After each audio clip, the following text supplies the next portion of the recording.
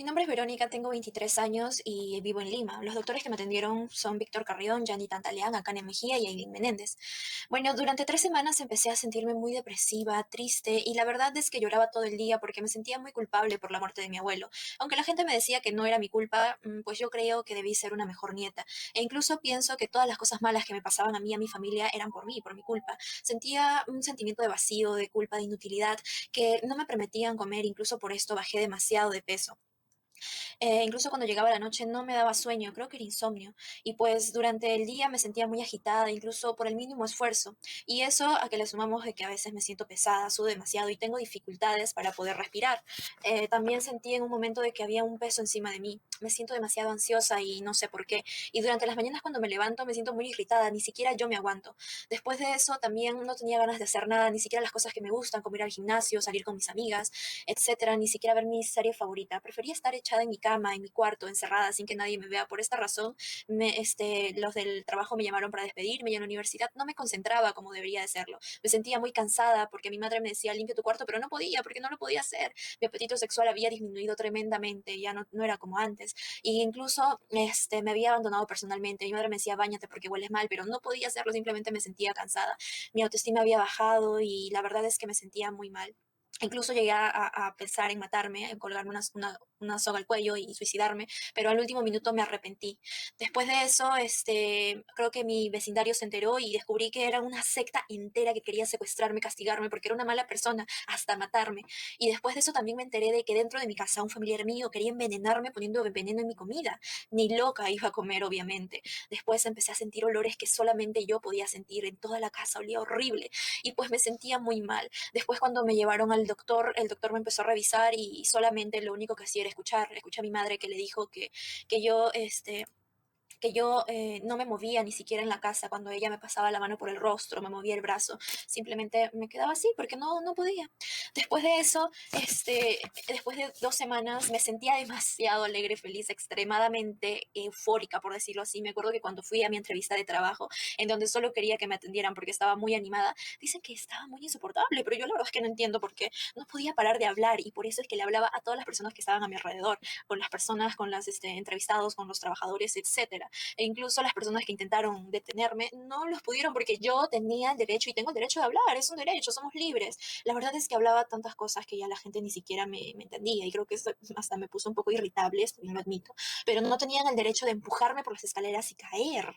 Me echaron a mí la culpa diciendo que yo fui la que se tiró de las escaleras, obviamente no es verdad, pero me levanté porque yo soy más poderosísima que el mismo Dios, así que obviamente a mí nadie me va a vencer. Después de eso me sacaron la seguridad como si yo estuviese loca y antes de irme a mi casa, pues me fui a comer al mejor restaurante de Lima. Obviamente me pedí toda la carta completa y pagué con mi propia tarjeta de crédito. Acabé todos los platos de comida, bueno, casi todos, dejé uno, porque la verdad es que desde unos días antes ya me había dado hambre. Cuando llegué a casa mi madre me pidió explicaciones y pues le expliqué. Según ella no me entendió nada, la verdad es que dice que estaba hablando de incoherencias, pero pues no sé. Durante toda la noche no me daba sueño, estaba como que muy atenta y pues en una semana ni siquiera sé con cuántos chicos habré tenido sexo. La verdad es que eso no es muy importante para mí. Pero en fin, cuando llegué a mi casa, no podía hacer las tareas de la universidad porque primero me distraía demasiado fácil y obviamente que tenía problemas para concentrarme, pero pues no pasa nada. La verdad es que puedo decir que yo no era así, porque yo siempre he sido una buena chica. He sido una chica muy recatada y reservada, por cierto. Así que me extraña demasiado que todo esto me haya pasado, sinceramente. Y ahora con respecto al primer episodio del caso de Verónica, identificamos funciones alteradas como son el humor y la afectividad, en el que ella sentía un humor depresivo y de tristeza, se sentía de esta manera, lloraba todo el día, tenía sentimientos de culpa por la muerte de su abuelo y también relacionados al autorreproche. Ella sentía que las cosas malas sucedían por su culpa y tenía sentimientos de vacío, al igual que sentimientos de inutilidad. En la disminución del apetito, alteraciones del apetito por hábitos fisiológicos, ella sentía eh, menos deseos de comer y también se vio alterado su peso, así también como alteraciones en el ciclo del sueño-vigilia. Ella sufrió de insomnio. Cuando llegaba a la hora de dormir, ella no podía conciliar el sueño. Al mismo tiempo, en psicomotricidad, ella sentía agitación, en hábitos fisiológicos sentía sudoración cuando no tenía por qué sentirlo, y en repercusiones somáticas había dificultad para respirar. En humor y efectividad, nuevamente, tenía irritabilidad. A las horas de la mañana se sentía ansiosa y de un humor extraño. Sentía presión en el pecho, en la función de hábitos fisiológicos, y también sentía apatía y anedonia, no disfrutaba las cosas ni le motivaba a hacer lo que le gustaba. Ya en el aspecto actitud y conducta, sentía aislamiento social y ya no quería salir de casa. Así también en la función de memoria y atención, sufrió una disminución en la capacidad para concentrarse durante clases y en hábitos fisiológicos una falta de energía y una fatiga constante, que es como ella expresa que se sentía. También en hábitos fisiológicos hubo una disminución en la conducta del deseo sexual. Ella notó que su libido había disminuido y en aspecto de actitud y conducta también tuvo un abandono personal y su familia mencionó que ya no se arreglaba como lo hacía hace algunos meses, porque ella misma también mencionó que no sentía el deseo de arreglarse, tenía una baja autoestima y pérdida de confianza en la función alterada de pensamiento y actividad, al igual que ideas de muerte y de suicidio que rondaban por su mente en quitarse la vida ahorcándose. En la función de pensamiento había ideas delirantes donde se le escuchaba que ella decía que estaba segurísima de que todo el vecindario era una secta, de que la querían secuestrar, así también como la función de sensopercepción estaba alterada y escuchaba voces difamatorias que la llamaban asesina o que es una cualquiera, demostrando así que había alucinaciones auditivas y olfativas también, voces que hablaban a ella. En la función de la conciencia hubo un estupor depresivo en la que ella no respondía a ningún estímulo y también en pensamiento y actividad una baja autoestima y pérdida de confianza nuevamente. Eh, Estas ideas de suicidio y de muerte fueron constantes y también de sentimiento de desesperanza en la función de humor y efectividad. Respecto a la sustentación del episodio, se puede observar que los dos criterios del episodio depresivo se cumplen. Por ejemplo, en el G1, el episodio depresivo debe durar al menos 2 semanas. Cumple en síntomas 1 y 2, su estado de ánimo se ve profundamente afectado, pues Verónica menciona que durante 3 semanas sintió una mezcla de sensaciones que le preocuparon a ella y a su familia. Se sentía muy depresiva, triste, decaída y no paraba de llorar. G2, no ha habido síntomas psicomaníacos o maníacos suficientes para cumplir los criterios del episodio maníaco en ningún momento del actual episodio. Cumple, aunque se ve luego presencia de síntomas maníacos o maníacos cuando finalice el episodio depresivo, pero por ahora sí se puede aceptar que cumple este criterio para sustentar el episodio depresivo. Criterio 3 de exclusión usado con más frecuencia. El episodio no es atribuible a consumo de sustancias o trastorno mental orgánico. Cumple en el caso se especifica que se ha descartado consumo de sustancias o enfermedad orgánica. Episodio depresivo con síndrome somático. Deben estar presentes 4 de los siguientes síntomas. En este caso, en el 1, pérdida de interés o capacidad para disfrutar de importantes actividades que normalmente le eran placenteras. Cumple en síntomas 21, deseo sexual apagado. Cumple en síntomas 17 y 18, se aísla y pierde el interés en las actividades que antes le gustaban, como salir a pasear o verse serio. Número 2, ausencia de reacciones emocionales ante acontecimientos o actividades que normalmente le producen una respuesta emocional. No cumple ya que no se especifica en el caso. Tercero, despertarse por la mañana 2 o más horas antes de lo habitual. Cumple en síntomas 16, ya que se levanta antes que amaneciera. Cuarto, empeoramiento matutino del humor depresivo. Cumple en síntomas 16, porque en las mañanas cuando apenas despertaba ni ella misma se soportaba. Siempre se encontraba un humor muy irritable que molestaba todo lo que le sucedía a su alrededor. 5. Proceso objetiva del enlentecimiento psicomotor, agitación. Cumple en síntoma 11, ya que durante las noches y en el día se sentía muy agitada al apenas hacer cualquier mínimo esfuerzo. 6. Pérdida marcada del apetito. Cumple en síntoma 8. 7. Pérdida de peso. Cumple en síntoma 9. 8. Notable disminución de su libido. Cumple en síntoma 21. Disminución de la conducta de deseo sexual. Se había dado cuenta que su libido sexual había disminuido bastante cuando ella fue siempre muy activa en ese aspecto. Gravedad del episodio depresivo grave con síntomas psicóticos, sustentación. Vamos a saber que el criterio A deben cumplirse los criterios generales del episodio depresivo F32. Como ya lo mencioné antes, si cumple con todos los criterios, pues su ánimo se había visto afectado. Verónica menciona que durante 3 semanas sintió sensaciones que le preocuparon a ella y a su familia, estaba triste, decaída, depresiva y no paraba de llorar. En el B deben cumplirse los criterios del episodio depresivo grave sin síntomas psicóticos, del F32.2 a excepción del criterio D. Cumple con todos los criterios. A. Deben cumplirse los criterios generales del episodio depresivo. Cumple con los 3 criterios. B. Precisa de por lo menos 2 de los 3 síntomas siguientes. Cumple con los 3. Humor depresivo asumido claramente normal, pero el individuo presenta mayor parte del día y casi durante todo el día, al menos influido por circunstancias externas y persistentes durante al menos 2 semanas. Cumple su estado de ánimo afectado durante 3 semanas, sintió una mezcla de sensaciones, muy depresiva, triste, decaída, que no paraba de llorar el día, le preocupó eso a su familia y a ella, y además tuvo sentimientos de culpa y vacío. Se puede observar todos estos síntomas en el 1, 2, 3, 4, 5, 6, 7 y 30. 2. Pérdida del interés o de la capacidad de disfrutar en actividades que normalmente le eran placenteras. Cumple, por ejemplo, en los síntomas 17 y 18, se aísla y pierde el interés en las cosas que antes le gustaban. Y también se puede observar esto en el síntoma 21. Tercero, disminución de la energía o aumento de la creatividad. Cumple en síntomas 20, tiene mucha fatiga y falta de energía. Verónica reiteradas veces repetía que se encontraba muy cansada y sin energía y ni siquiera se levantaba de su cama. Y en el apartado C, donde tiene que estar presente uno o más síntomas de la siguiente lista para que la suma total sea al menos de 4, tenemos lo siguiente, que en primer lugar, la pérdida de confianza o disminución de la autoestima, en este caso se cumple, debido a que el síntoma 23 y 28, ella muestra una baja autoestima, pérdida de confianza, menciona que no sirve para nada y que nadie la quiere, entre otras cosas. En el número 2 hay sentimientos no razonables de autorreproche o de culpa excesiva e inapropiada, y se cumple por los síntomas 4 y 5, en los que ella expresa autorreproche por no haber sido una mejor nieta o porque las cosas malas que pasan alrededor haya una responsabilidad en ella misma. En el número 3 hay pensamientos recurrentes de muerte o de suicidio, que también se cumplen los síntomas 24 y 29, ya que ella presenta ideas de muerte y de suicidio, porque cuando se encontraba en casa pensó que se quitaría la vida ahorcándose para terminar con el límite de sufrimiento al que había llegado. En el punto número 4 hay quejas o pruebas de disminución en la capacidad de pensar o concentrarse, y eso se cumple en el síntoma 19 por una disminución de la capacidad para concentrarse en sus clases. Número 5, cambio de actividad psicomotriz con agitación o enlentecimiento, y se cumple en el síntoma 11 durante las noches en las que se sentía muy agitada. El número 6, cualquier tipo de alteración de sueño, se cumple por el síntoma 10, donde tiene alteración del ciclo del sueño de vigilia en la que no puede dormir a la hora indicada. También un cambio en el apetito, como el número 7, en la que se cumple por el síntoma número 8, donde disminuye su apetito y por ende su peso.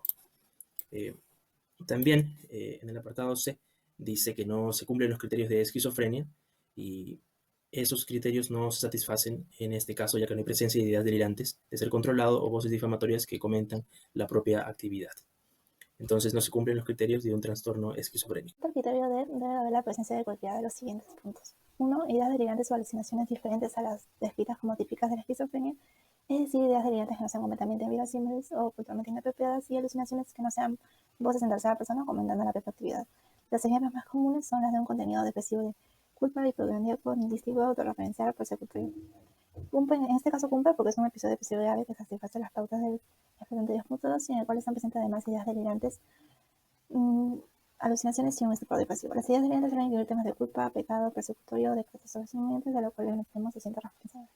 Las emociones auditivas o olfatorias suelen ser voces difamatorias o de dolor aplaudido. En el caso de Verónica, hay presencia de delirios y alucinaciones en los síntomas 25 y 26. Estas son distintas a las descritas como típicas de la esquizofrenia, y en este caso el contenido de los delirios incluye temas depresivos vinculados a ideas delirantes de persecución o daño y de ruina. En el caso de las emociones auditivas, las voces que escuchas son difamatorias y no son en tercera persona ni comentan su propia actividad. En el punto 2 de estupor depresivo también se cumple claramente en el síntoma 27. Como hemos observado, ella no respondía a ningún estímulo.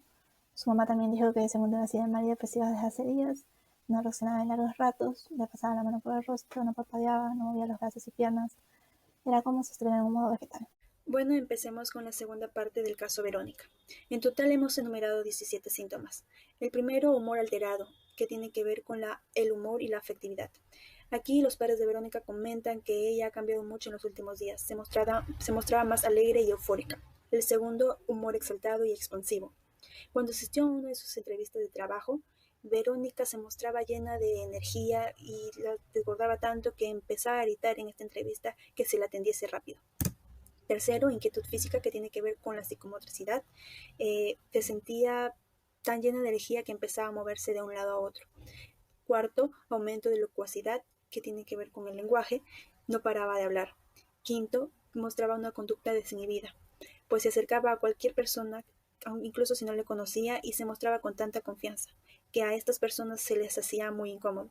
Sexto, aumento de locuacidad y presencia de logorrea, pues tenía una manera de hablar muy rápida que no se le entendía. 7. Fuga de ideas, que tiene que ver con el pensamiento. Cuando hablaba con las personas, ella mezclaba las ideas y no se le comprendía. 8. Humor irritable.